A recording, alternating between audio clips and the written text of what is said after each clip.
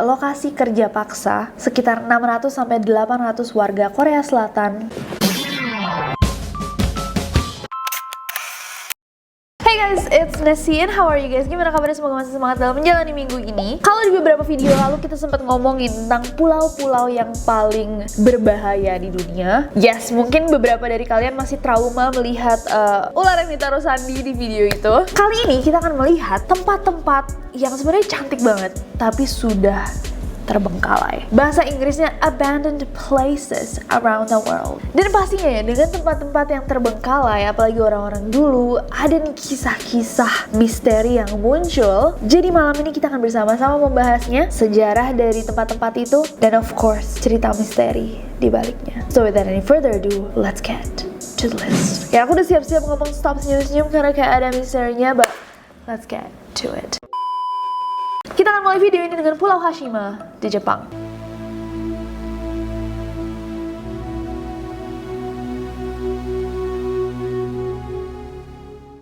Hashima atau dalam bahasa Jepangnya Gunkanjima itu terletak 15 km dari pusat kota Nagasaki. Jadi pada tahun 1890, perusahaan Mitsubishi itu membeli pulau ini dan mereka memulai proyek penambangan batu bara dari dalam laut. Lalu pada tahun 1916 dengan beton-beton besar mereka membangun nih apartemen-apartemen untuk para pekerja, dan apartemen ini juga berfungsi sebagai perlindungan diri dari angin topan. Nah, pada zaman itu guys, pulau ini tuh kayak menyediakan banyak banget lapangan pekerjaan untuk orang-orang. Sampai populasi pulau tersebut itu mencapai lebih dari 5.000 orang. Di luas wilayah yang sebenarnya nggak terlalu besar, cuma 6,3 hektar. Saking banyak penduduk, sampai pulau ini tuh sempat dijadikan salah satu pulau terpadat di dunia. Nah, as time goes on, penambangan batu bara di Pulau Hashima ini mulai berhenti karena batu bara tuh mulai digantikan sama bensin atau minyak. Harga batu bara semakin menurun, dan kondisi di pulau yang sangat packed ini, yang sangat penuh ini, juga akhirnya lama-lama kondisi alamnya memburuk, terus kayak tempatnya jadi kurang aman dan nyaman. Akhirnya mulai nih pulau ini ditinggalkan satu-satu sama penduduknya. Sampai akhirnya pada tahun 1975 Pulau Hashima ini benar-benar kosong, tidak berpenghuni. Nah, anehnya adalah beberapa nelayan yang sempat melewati pulau yang benar-benar udah kosong ini itu bercerita bahwa mereka berapa kali melihat ada tanda-tanda kehidupan dari pulau ini. Kayak misalkan di gedungnya tiba-tiba ada lampu yang nyala. Padahal listrik di Pulau Hashima ini sudah lama diputus. Gak cuma itu, banyak banget orang-orang yang pernah melewati pulau ini juga bilang bahwa mereka suka mendengar suara-suara aneh dari pulaunya, merasakan hawa yang sangat tidak enak sampai membuat bulu kuduk mereka merinding. Bahkan sampai ada yang mengaku mendapatkan sentuhan-sentuhan dari makhluk yang tidak terlihat. Nah, Pulau Hashima yang sebenarnya masuk ke dalam salah satu situs warisan UNESCO ini ternyata sempat juga guys menjadi lokasi kerja paksa sekitar 600-800 warga Korea Selatan pada masa sebelum dan selama Perang Dunia Kedua. Dan cerita mengenai kejamnya kerja paksa tersebut itu bahkan sampai difilmkan di sebuah film yang rilis tahun 2017 yang berjudulkan The Battleship Island. Nah, mungkinkah yang didengar atau kayak energi-energi yang tersisa itu datang dari korban-korban dari kerja paksa tersebut? Gimana menurut kalian?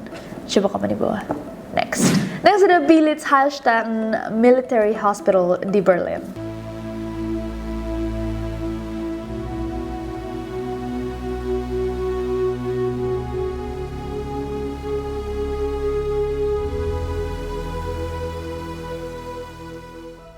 Rumah sakit militer yang terletak di Bilitz, Jerman, ini udah ditinggalkan lebih dari 22 tahun lamanya. Dibangun pada tahun 1898, kompleks rumah sakit ini tuh terdiri dari sekitar 60 bangunan. Nah, kawasan rumah sakit ini sebenarnya kayak kawasan yang cukup mewah karena memiliki fasilitas yang lengkap. Ada kantor posnya, toko roti, toko daging, sampai restoran-restoran. Awalnya tempat ini tuh berfungsi sebagai sanatorium atau fasilitas medis untuk penyakit jangka panjang, pasien penyakit paru-paru terutama TBC. Tapi memasuki masa-masa Perang Dunia Pertama, tempat ini berubah fungsi menjadi rumah sakit khusus militer yang digunakan untuk merawat tentara-tentara Jerman yang terluka. Bahkan tempat ini juga pernah digunakan untuk merawat pemimpin Nazi Adolf Hitler yang cedera di pahanya akibat pertempuran Somme di akhir 1916. Nah, pada akhir masa Perang Dunia Kedua, rumah sakit ini diambil alih sama Uni Soviet yang pada saat itu lagi menang dan akhirnya dipakai sama ya militer mereka. Baru pada 1995 rumah sakit ini kembali ke tangan Jerman setelah Uni Soviet mengalami perpecahan. Kemudian rumah sakit ini digunakan untuk merawat para para pasien Parkinson. Di akhir tahun 90-an mulailah ini kayak tempat ini mulai ditinggalkan, gak ada yang masuk sana dan terbengkalai lah basically sampai akhirnya di tahun 2000 pemerintah Jerman memutuskan untuk menutup rumah sakit Bilitz dengan kondisi rumah sakitnya udah tidak terawat selama puluhan tahun. Tempat ini tentunya kayak memiliki suasana yang menyeramkan. Di sana masih terlihat adanya kayak barang-barang medis, ada kasur pasien, alat-alat operasi, lengkap dengan temboknya bangunan yang udah dicoret-coret. Nah, seperti tempat-tempat kosong lainnya yang tidak berpenghuni, tentunya masih ada cerita-cerita nih yang muncul dari rumah sakit Bilitz. Banyak rumor tersebar bahwa orang-orang sekitar itu katanya sering mendengar suara-suara menyeramkan dari dalam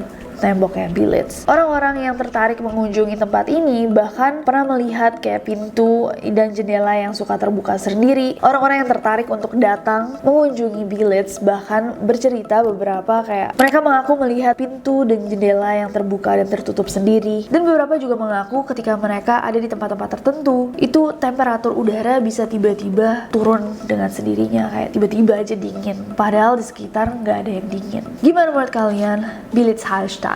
Apa kalian percaya dengan cerita misterinya? Komen di bawah. Next ada Varosha di Cyprus.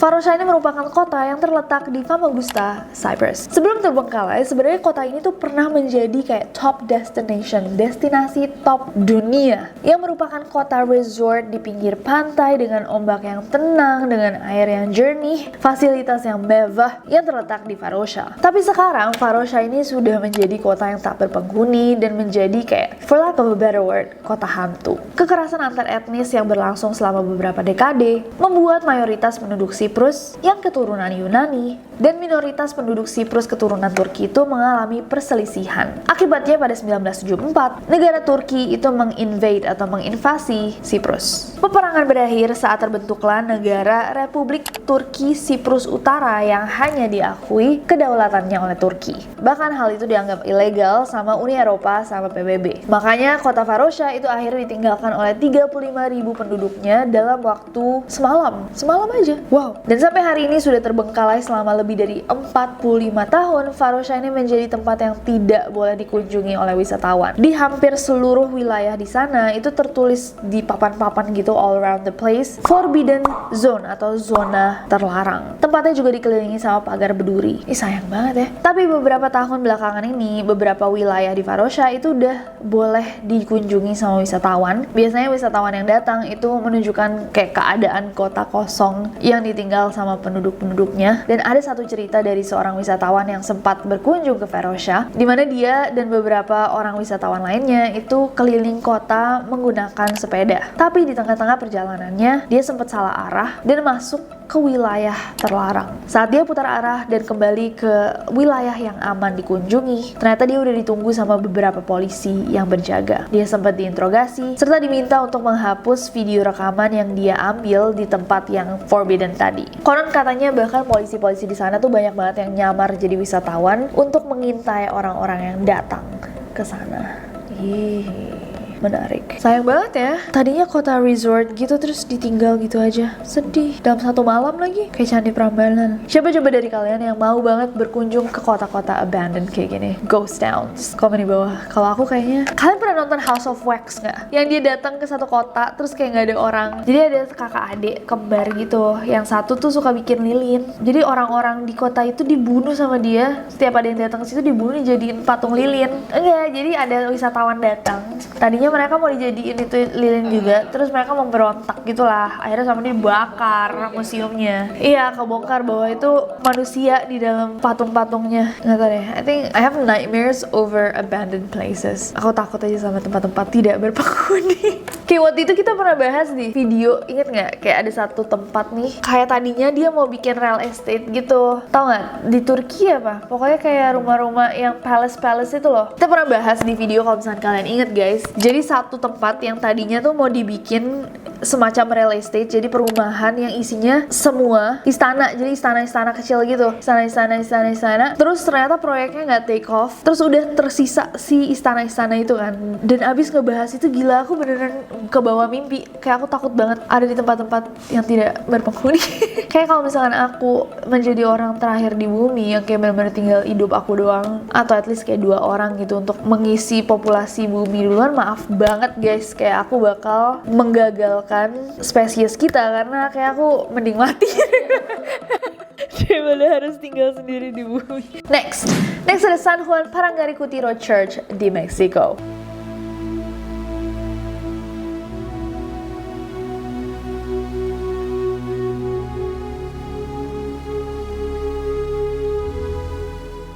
Gereja yang satu ini tuh disebut-sebut menjadi salah satu keajaiban Tuhan di Meksiko. Karena pada tahun 1943, sekitar 79 tahun yang lalu, Gunung Parikutin itu meletus dan memuntahkan lava yang super panas yang mengalir ke desa sekitarnya. Lava yang keluar dari mulut gunung dengan ketinggian 2.800 mdpl ini seketika saja menghancurkan ladang-ladang penduduk. Letusannya tuh nggak terjadi sekali doang lagi, bahkan sampai 8 kali meletus. Lava panas yang mengalir nih sampai ke rumah-rumah warga itu menghanguskan semua yang ada di tanah dan tidak menyisakan apapun. Tapi keajaiban terjadi pada gereja San Juan Parangaricutiro. Berada di tengah desa, bangunan ini masih tegak berdiri dan lava panas yang datang itu hanya menghancurkan setengah bagian dari gerejanya saja. Ketika bangunan lain hancur tak tersisa, lava panas itu justru bergerak pelan ke arah gereja ini. Bagian bangunan depan dari gereja San Juan Parangaricutiro itu tetap berdiri kokoh dengan bagian altar belakang dengan menara lambang salib di atasnya. Nah, meskipun keadaan di sekitar gereja tuh udah hancur banget, gereja ini tetap kokoh berdiri dan itu membuat banyak banget wisatawan datang untuk melihat keajaiban ini. Mungkin ini mirip kali ya sama yang di Aceh.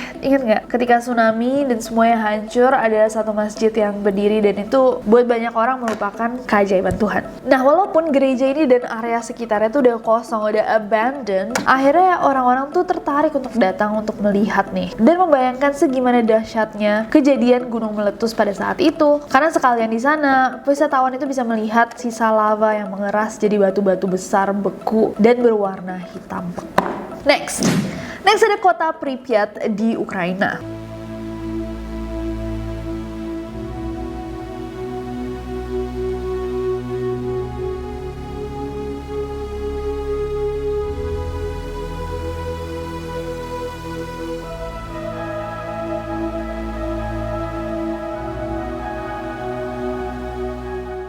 Pripyat ini merupakan sebuah kota yang deket nih sama perbatasannya Belarus di Ukraina Utara. Dan kota ini tuh menjadi kota hantu selama lebih dari 35 tahun karena ditinggalkan akibat adanya kontaminasi radioaktif akibat meletusnya, kalau misalkan kalian tahu, pembangkit listrik tenaga nuklir Chernobyl pada 26 April tahun 1986. Kejadian mengerikan ini, kalau misalkan kalian nggak tahu, itu tercatat menjadi salah satu kejadian kecelakaan nuklir terparah sepanjang sejarah. Sekitar 49.000 penduduk itu dievakuasi sama pemerintah. Sampai hari ini bahkan upaya penahanan dan pemantauan radiasi itu masih terus berlanjut dan pembersihannya itu diperkirakan akan berlangsung sampai setidaknya tahun 2065. Nah, karena adanya tingkat radiasi yang super tinggi di tempat ini, tentunya kota ini menjadi kota mati tidak berpenghuni. Bangunan dan tempat wisata yang ada di sana tuh terbengkalai dan tidak terurus. Tapi meskipun kota ini kota mati, nyatanya kota ini tuh malah menjadi kawasan wisata. Tapi kalau misalkan kalian mau datang ke sana nih, kalian tuh diwajibkan untuk bawa dosimeter atau alat mengukur radiasi. Dan selama di zona radiasi, itu wisatawan tidak diperbolehkan untuk makan apapun ataupun merokok. Nah, ternyata guys, kalau misalkan kalian gak tahu, jadi ini mungkin kita bisa bahas lebih lanjut sih di Neror. Tapi ada cerita nih, ada kejadian yang cukup menarik sebelum Chernobyl terjadi. Jadi sebelum meledaknya reaktor nuklir di Chernobyl, banyak penduduk setempat itu yang mengaku bahwa mereka melihat ada makhluk setengah manusia yang sangat mengerikan yang muncul di Chernobyl. Dan dalam gambar yang terekam oleh CCTV dikatakan bahwa makhluk ini tuh memiliki tubuh warna hitam, tanpa kepala, bermata merah, dan memiliki sayap. Makhluk ini bahkan saking terkenalnya dinamakan The Blackbird of Chernobyl dan disebut sebagai petanda datangnya malapetaka. Apakah kalian percaya dengan makhluk Blackbird ini? Coba komen di bawah. Next ada Kampung Gajah Wonderland di Bandung, Indonesia.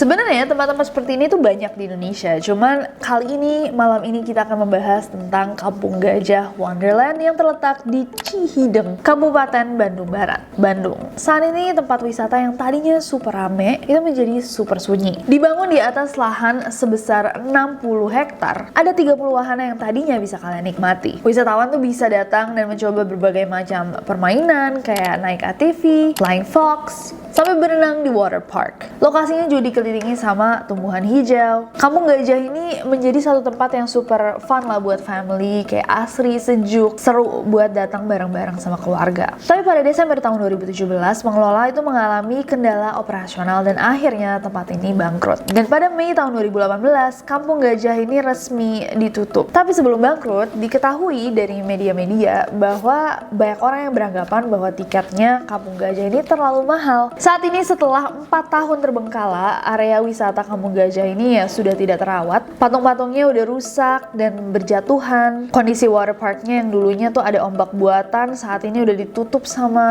sama lumut. Banyak rumput liar. Terus menurut para vlogger paranormal yang suka uji nyali, itu saat mendatangi tempat ini banyak yang merasakan aura-aura yang ganjal. Bahkan beberapa mengaku bertemu dengan makhluk yang tak kasat mata. Nah, seorang pria yang pernah datang juga ke tempat ini itu mengatakan bahwa setelah Kampung Gajah ini terbengkalai, dia tuh sempat datang dan mengambil beberapa foto dan video-video, dan tiba-tiba aja di tengah-tengah dia mengambil gambar, kamera dan drone yang dia bawa itu mengalami gangguan dan tidak bisa digunakan.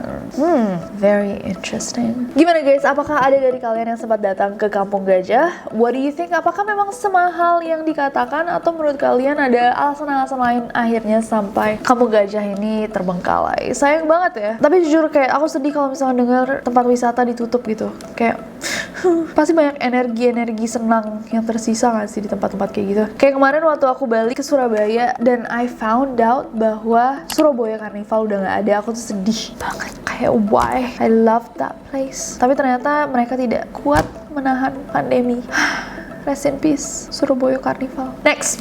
Oke guys, dan yang terakhir ada Hotel Ryugyong di Korea Utara.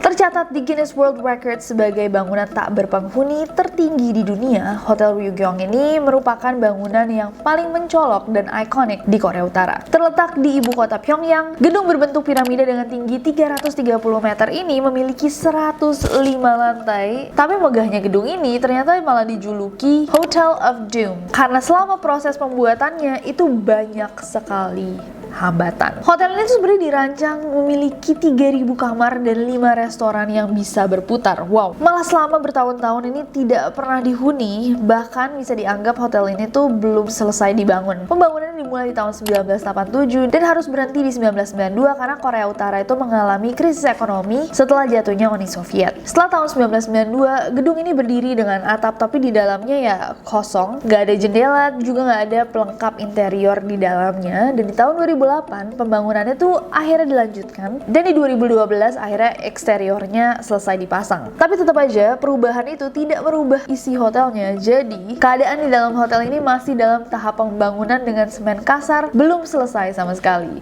Wow. Walaupun belum selesai, pembukaan hotelnya tuh udah berapa kali nih tertunda sampai Hotel Ryugyong ini dijadiin cemooh nih sama media internasional dan dijuluki sebagai bangunan terburuk dalam sejarah umat manusia. Dan hingga saat ini bangunan tertinggi di Korea Utara itu dibiarkan gitu aja dan terbengkalai. Nah, ada satu cerita nih yang beredar. Jadi di tahun 2019 bulan Juni itu ada seorang pelajar dari Australia yang sedang bersekolah di Kim Il Sung University bernama Alex Sigley. Nah, dia datang nih ke Hotel Ryugyong dan dia kayak foto papan yang berada di atas pintu masuk utama hotel. Setelah mengambil foto itu dia unggah ke akun Twitternya dan dia tambahin caption yang bilang basically kayak oh semoga hotel ini segera beroperasi. Beberapa hari setelah dia upload tuh foto ke Twitter, Alec ini dinyatakan menghilang.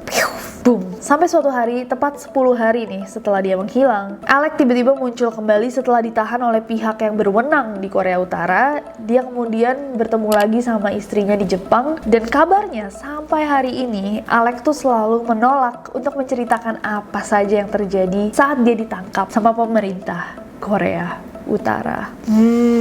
What do you think happened? Kira-kira apa guys yang terjadi sama Alec? Tapi menarik sih, the fact bahwa orang ini belajar di Kim Il Sung University dan tinggal di Korea Utara is just interesting. I wanna know. So itu tadi adalah tempat-tempat terbengkalai di berbagai negara. Mana menurut kalian yang paling menarik? Mana yang kalian ingin datangi dan mana yang kayak skip dulu sih jujurly. Kalau misalkan kalian tahu tempat-tempat terbengkalai lainnya yang punya cerita-cerita atau kayak kenapa dia bisa terbengkalai, boleh banget diceritain di bawah. Mungkin tempat-tempat di sekitar kalian atau tempat-tempat yang kalian pernah datangi dalam wisata kalian, ceritain aja di bawah. And I'm super happy hari ini belajar banyak bareng kalian. Semoga kalian juga terhibur. Kalau misalkan kalian suka video ya klik like ya. Follow aku di Instagram dan Twitter gampang banget. Dan subscribe ke channel ini juga, nyalain notification-nya biar kalian tahu kalau misalkan aku upload video baru. Karena aku gak sabar bertemu kalian lagi. Bye bye.